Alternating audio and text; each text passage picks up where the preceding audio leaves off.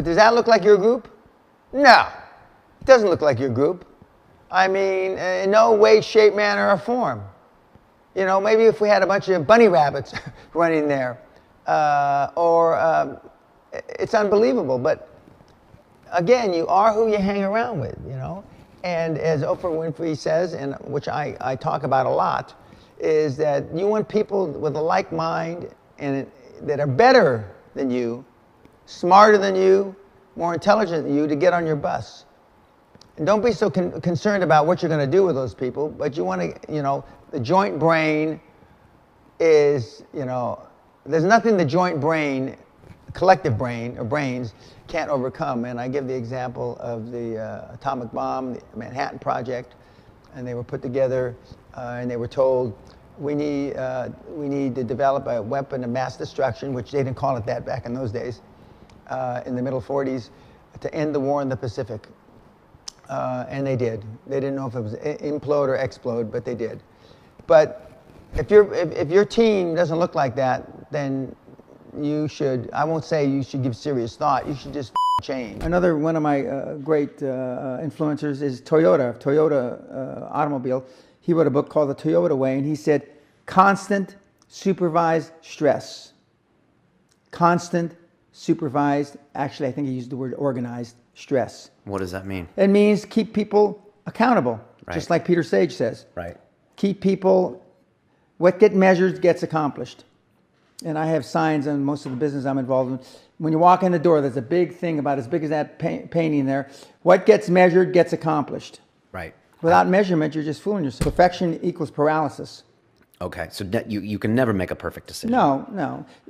If you left it to engineers, no car would ever come off the assembly line. No car would ever come off the assembly line. And I've been in business with enough engineers, I can attest to that with my hand on my heart. They'd still be trying to make it better. And the internet business is very much the same. The internet kids want to test and test and test, and they want the landing page to be this. And roll it out. The great thing about the internet is your results are instantaneous. And you can make changes instantaneously. Correct. I mean, if something that I'm overseeing at Concord level, 60,000 feet, doesn't work in 2 days, can it? Forget about it. Move on. And today at our meeting, now the young kids are, we ran it 3 days, sir, and we closed it down. And they are thinking I'm going to ask why. I said, no, that's fine. Next, because without them making mistakes and without them being allowed to make the decision, they never get any better. And 95% of the time, I know probably better than they do, but we're never going, we're never going to be able to know everything or have them know everything unless, and they will never know everything, but unless they make mistakes and get comfortable with making mistakes. And to practice success before you're successful. One of the stories, and I know Peter remembers it, before I had any money, I used to go to the Rolls-Royce dealers and sit in the cars and smell the leather, touch the leather, okay? And these days, this is 40 years ago, I went to $1 million houses, and my wife and I would walk through the house, and they'd say, when are your parents getting here, kids? No, we are the buyers, okay?